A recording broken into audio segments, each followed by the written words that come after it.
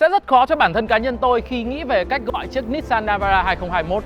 Đây là một phiên bản nâng cấp nhưng các bạn có quá nhiều thay đổi và thậm chí các bạn sẽ gặp được những thay đổi nó mang tính chất căn cốt tới nỗi mà đôi khi chúng ta sẽ chỉ chứng kiến ở những thế hệ mới. Với tôi thì chiếc Nissan Navara vừa mới ra mắt có thể coi là một phiên bản nâng cấp cực kỳ đáng tiền. Còn tại sao lại như vậy thì có lẽ chúng ta sẽ phải dành một ít phút để theo dõi video này. Chào mừng các bạn đến với video giới thiệu Nissan Navara 2021 phiên bản Pro 4X.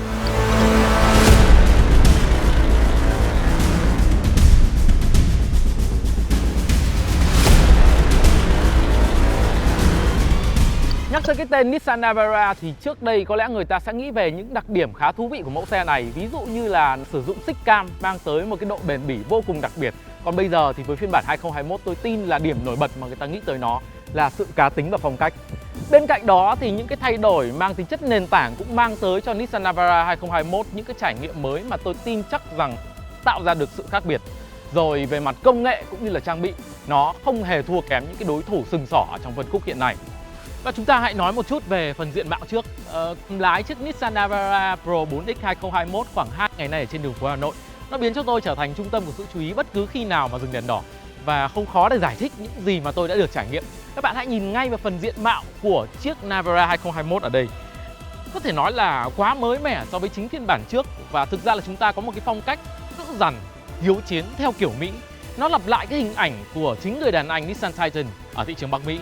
Và chúng ta hãy nói về chi tiết đầu tiên mà khiến cho tôi cảm thấy chiếc Nissan Navara rất giống với chiếc Titan, đó chính là nằm ở phần lưới tản nhiệt. Chúng ta không chỉ có một cái lưới tản nhiệt dày khối 3D hơn mà nó còn là xương sống cho tạo hình của nắp capo mới. Và cái nắp capo này các bạn có nhìn từ phía chính diện hay ở góc 1/4 phía trước đều toát lên cái vẻ lực lưỡng rất đặc biệt cho chính một chiếc xe mà nó không phải là một thế hệ mới. Đi sâu hơn một chút thì các bạn sẽ thấy ở đây chúng ta có một cái lưới tản nhiệt được chia tầng với họa tiết mắt cáo rồi logo Nissan rất đẹp mắt. Tất cả những chi tiết này rất Titan. Rồi ngay bên cạnh đó thôi chúng ta sẽ thấy một cái phần đèn chiếu sáng ban ngày được tạo hình chữ C sắc nhọn. Nó cũng là một họa tiết học tập từ chiếc Titan qua. Ở chiếc Nissan Navara phiên bản trước thì tôi tin rằng với bộ đèn chiếu sáng đó rất ít người có cơ hội để than phiền về năng lực chiếu sáng của nó. Còn bây giờ thì chúng ta không chỉ có một năng lực chiếu sáng cực kỳ tốt mà nó còn có một cái họa tiết vô cùng đẹp mắt nữa. 4 cái projector ở đây tạo ra một sự khác biệt rất thú vị cho chiếc Nissan Navara phiên bản Pro 4X. Và thực ra thì với tôi ở đây các bạn có một chiếc xe mà nó mang tính chất là một phiên bản độ chính hãng rồi. Ngay cả với những người rất yêu xe thì cũng sẽ khó để các bạn tìm ra cái điểm nào đó để có thể nâng cấp nó lên, tạo ra một sự khác biệt quá rõ ràng nữa. Và cũng chót nhắc tới chiếc Nissan Titan quá nhiều rồi thì chúng ta chắc chắn là không thể bỏ qua chi tiết vô cùng thú vị này. Với tôi thì đây là một chi tiết mà nó có tính chất khôn khéo và tạo ra hiệu ứng thị giác cực kỳ tốt.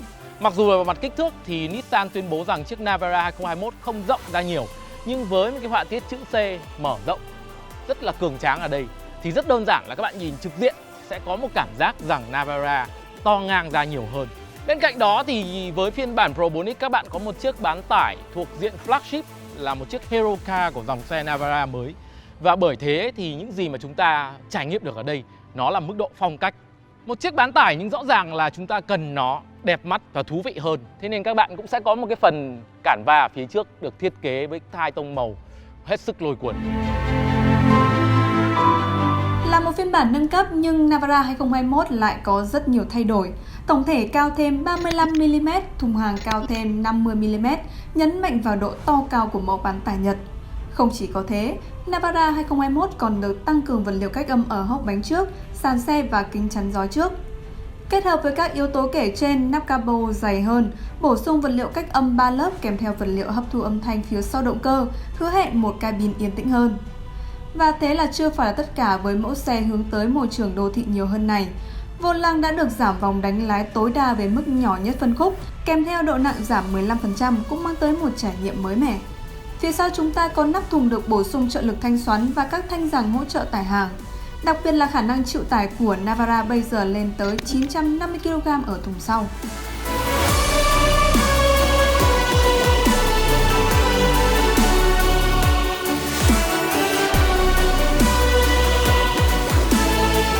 Và đương nhiên là để tương ứng với khả năng tải mới thì Nissan Navara cũng được trang bị một hệ thống treo mới. Và đó là lý do khiến cho tôi rất khó gọi đây là một phiên bản facelift. Tất cả các phiên bản của Navara 2021 các bạn sẽ đều có một hệ thống treo mới ở phía sau là dạng đa liên kết với cấu trúc lò xo 2 tầng duy nhất trong phân khúc. Và điều này thì mang tới cho mẫu bán tải Nhật Bản một cái khả năng chống hất, chống văng ở mặt thân xe, tăng thêm 5% nếu các bạn không có tải trọng và tăng tới 33% nếu chúng ta có tải 500 kg ở phía sau. Và đương nhiên là để tương ứng với những cái thứ mới mà tôi vừa kể thì chúng ta sẽ có một hệ thống phanh cũng được tăng cường thêm hiệu năng bằng cách là mở rộng thêm về mặt kích thước. Bên cạnh hàng loạt những cái thay đổi mang tính chất căn cốt mà tôi vừa liệt kê thì đương nhiên là các bạn cũng sẽ có phong cách tạo hình, màu sắc của thân xe, của đuôi xe hòa nhập với cái không khí thời trang mà chúng ta chứng kiến ngay ở phần đầu. Những cái điểm nổi bật mà tôi muốn nhắc tới đó là cái dòng chữ Navara cực kỳ to bản ở phần cửa thùng phía sau. Rồi các bạn cũng sẽ thấy lại cái phong cách họa tiết chữ C sắc nhọn được áp dụng ở phần đèn hậu nữa.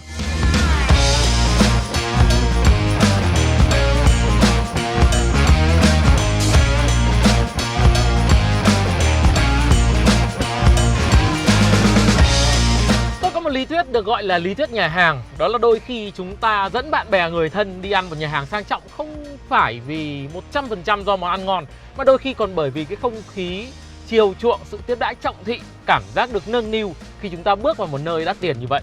Và lý thuyết đó được áp dụng với chiếc Nissan Navara 2021 phiên bản Probonic. Các bạn bước vào trong chiếc xe này, nhìn vào những thứ mà Nissan họ đã đầu tư để mang tới cho chúng ta sự hài lòng, các bạn rất dễ mỉm cười. Có thể nói rằng những gì mà các bạn chứng kiến ở bên trong chiếc Nissan Navara 2021 nó không quá thay đổi so với trước đây. Nhưng một vài chi tiết đã được đầu tư nâng cấp, ví dụ như phần vô lăng rất đẹp mắt, đồng hồ tốc độ chính giữa bây giờ có cái màn hình điện tử 7 inch, rồi bộ ghế da cực kỳ là cao cấp ở đây. Tất cả những chi tiết đó nó đều mang tới cho chúng ta và thậm chí có thể nói là làm cho chúng ta quên đi chính cái hình ảnh của Navara ở phiên bản trước. Và tôi nghĩ rằng các bạn nên dành thời gian để thực sự chiêm ngưỡng thật kỹ cái phong cách mà Nissan họ mang tới cho bộ ghế của chiếc Navara phiên bản Probonic. Đây là điểm mà khiến cho các bạn tin rằng đôi khi chúng ta sẽ không phải đến nhà hàng 100% vì món ăn ngon. Và lời khuyên của tôi dành cho những bạn nào có ý định mua chiếc Navara phiên bản Probonic đó là không nên dán kính phía trước quá tối, vì chúng ta có thể dừng đèn đỏ và để cho người ở bên cạnh chiêm ngưỡng được cái dòng chữ Probonic hết sức tự hào ở ngay đây. Bên cạnh những cái chi tiết rất là chiều chuộng ở mặt không gian đó thì tôi cho rằng thứ mà chúng ta phải nhắc tới trên Navara 2021 đó là trang bị và option. Ở đây các bạn có một phần màn hình giải trí mới 8 inch, đương nhiên là hỗ trợ những kết nối hiện đại nhất, đi kèm với một bộ loa mà tôi đánh giá rằng nó hay. Về phần công nghệ an toàn thì thứ mà chúng ta đáng nhắc tới đó là camera 360. Rồi hệ thống cân bằng điện tử bây giờ cũng đã được trang bị ở trên tất cả các phiên bản. Nhưng mà chưa hết, chúng ta sẽ vẫn còn nhiều thứ để nói tới Navara 2021 ở hàng ghế thứ hai. Với hàng ghế sau các bạn sẽ có một độ ngửa được tăng thêm 3,5 độ dài của đệm ghế để đỡ đùi, dài thêm 129mm. Độ lún của mặt ghế cũng được tăng cường. Bên cạnh những chi tiết đáng nhắc tới như cửa gió điều hòa cho hàng ghế sau, bệ tỉ tay ở chính giữa hay khay để đồ cho hành khách. Tôi luôn luôn đánh giá cao những thay đổi mang tính chất bắt kịp xu thế. Nó không chỉ là việc người tiêu dùng có nhiều giá trị tốt hơn mà nó còn thể hiện sự tận tâm của thương hiệu với dòng xe của mình. Và đó là lý do vì sao mà với tôi tại thời điểm hiện tại chiếc Nissan Navara 2021 sẽ là cái tên đáng nhắc tới hàng đầu ở phân khúc xe bán tải cỡ trung ở thị trường Việt Nam. Video giới thiệu chiếc Nissan Navara 2021 đến đây xin phép được kết thúc. Rất cảm ơn các bạn đã dành thời gian cùng tôi khám phá mẫu xe thú vị này và hy vọng là có thể gặp lại các bạn ở trong những video khác.